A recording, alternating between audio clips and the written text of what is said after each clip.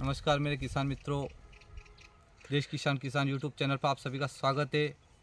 आज आए हम प्याज।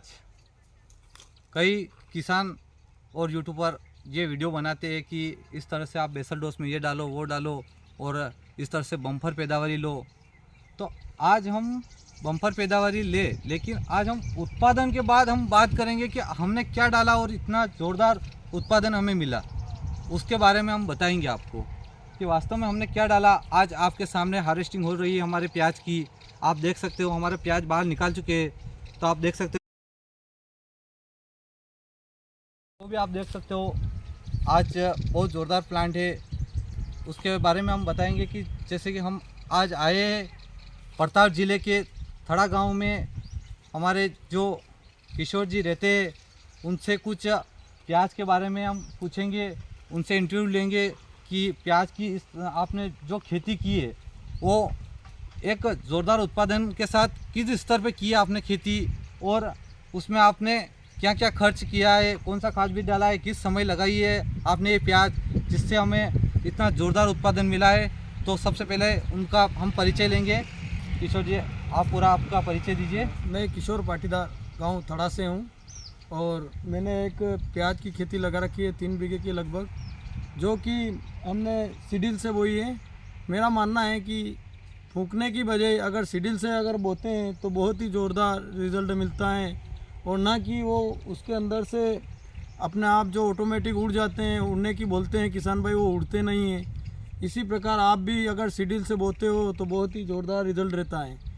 और इसके बाद में आपको फर्स्ट में तो केवल डीएपी ही देना है, इसके अलावा कोई खाद नहीं देना है। तो पहले आप हमें ये बताइए कि आपने जो बुआई की है उसका समय बताइए हमें कि किस समय आपने जो बुआई की है वो समय आपको बताइए आप हमें। ये 15 अगस्त के लगभग हमने बुआई की है। तो ये जैसे कि हमारे जो बुआई का समय होता है वो 15 अगस्त, यहाँ कि कई किसान उससे जल्दी भी प्याज लगाते, वो प्याज सक्सेस नहीं जाते। तो आपका जो समय होगा वो 15 अगस्त का होगा। उसके बाद आप बताइए आपने इसमें जैसे बुआई करके उसमें कौन सा खाद डाला है। उसमें सबसे पहले तो हमने डीएपी डाला है। उसके बाद में जब हम वापस इसकी वो चौपाई करते हैं, निकाल के चौपाई करते हैं, उसके बाद में एक मल्टीपर्पज़ करके खाद आता है। उसमें सभी प्रकार के खाद आते हैं, जिसमें कैल्शियम विटामिन सारे प्रकार के आते हैं, वो सब डाला है। उसके साथ ही हमने आधा कट्टा डीएपी और दिया था उसके साथ। उसके बाद में जब प्याज थोड़ा बहुत बड़ा हो जाता है तो हम एक कट्टा पोटास दिया है। तो उसके बाद में फिर वो धीरे धीरे प्याज बढ़ने लगते हैं और पिलाई कम कर देते हैं। तो जैसे कि आपने जो चौपाई की थी लगभग वो कितने दिन में इसकी चौपाई हुई थी? लगभग ये 45 दिन के लगभग होते हैं, 40 से 45 दिन के बीच में होती है। अच्छा, 40 से 45 दिन में इसकी चौपाई होती है। उसके बाद फिर उसमें कोई खाद डाला? नहीं, उससे पहले तो कोई खाद की ज़रूरत ही नहीं होती। अच्छा, तो इसमें फिर खरपतवार के लिए आपको? नहीं, हमने कोई खरपतवार नाशक डाला ही नहीं। अच्छा, हमने तो निंदाई गुड़ाई की है। अच्छा। अब हम आ जाते हैं, इसकी स्टेप हो जाती है 45 के बाद इसकी चौपाई हो जाती है। उसके बाद इसमें धीरे धीरे प्याज की बढ़ोतरी होने लगती है। उसके बाद हम बात करेंगे कि जो मेन होता है प्याज की जो बढ़ोतरी होती है उस समय कौन सा खाद डालना चाहिए वो हम बताएंगे। तो आप बताइए हमें कि कौन सा खाद डाला जिससे आपकी जो प्याज है बहुत शानदार और चमकीली है। वो एक तो सबसे पहले चमकीले के लिए तो सल्फर और ये पोटास की ज़रूरत होती है। तो ये चीज़ अगर आप डालते हो तो इसकी क्वालिटी और उसके पैदावारी में बढ़ोतरी होती है। अच्छा, तो आज जैसे कि किसी के कण अगर बड़े नहीं होते तो उसके लिए भी आप इसमें कोई खाद वाद यूज़ में लेते हो कि वैसे हो जाते हैं कण बड़े?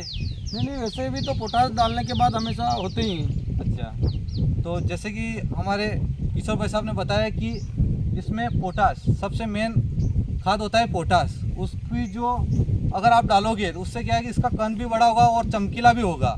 उसके अलावा इसमें स्प्रे के बारे में आप बताएंगे हमें? स्प्रे में कौन कौन से किया, आपने क्या किया? स्प्रे तो सर्वप्रथम तो हमने वो मोला मच्छर के लिए किया था, जो जैसे कि मोनो है, ऐसे स्प्रे शुरू में तो वही किया। उसके बाद में तो फिर फंगीसाइड है, अंतर स्पर्शिसाइड है, वो सारे एक साथ मिला के किया है।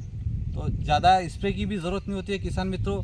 क्योंकि ज़्यादा स्प्रे से भी प्याज खराब होते हैं। किशोर भाई साहब का कहना है कि ज़्यादा स्प्रे नहीं, ज़्यादा हल्की दवाई स्प्रे की है इस पर। और इसमें आप सिंचाई के लिए जो मिनी स्प्रिंगर है ये बेस्ट रहते हैं कि नहीं रहते, इसमें कैसे क्या सिस्टम ये इसका? अभी तक तो ये मिनी स्प्रिंगर ही बेस्ट है। हमने तो चौपाई के बाद मिनी स्प्रिंगर लगाए थे, उसके बाद में बहुत ही चौपने के बाद ही चलाए, उससे पहले कभी चलाए नहीं। तो किशोर भाई साहब का कहना है कि वास्तविक में जो अगर आप सिंचाई करो तो मिनी स्प्रिंगर से करो, इससे क्या फ़ायदा होता है? इसमें थिप्स का कोई नहीं, ऐसा है कि इससे एक तो चिप्स आते नहीं, और आते भी हैं तो वो पानी के साथ नीचे गिर जाते हैं तो ज़मीन के साथ चिपक जाते हैं, तो इसलिए इसका काम सबसे बेस्ट रहता है। तो किसान मित्रों, जैसे कि अगर हम मिनी स्प्रिंगर का उपयोग करेंगे तो उससे क्या है कि हमारे जो प्याज में चिप्स आएंगे वो क्या है कि पानी के साथ नीचे गिरेंगे और ज़मीन पे रह जाएंगे। उससे क्या है कि आपकी जो चिप्स है वो इसमें ज़्यादा वृद्धि नहीं होगी, उससे आपका प्याज हष्ट पुष्ट रहेगा और मजबूत रहेगा। एक और बात हम बोलेंगे आपसे कि जैसे कि आपका जो हरासपन है इन प्याज में, इसका क्या कारण है?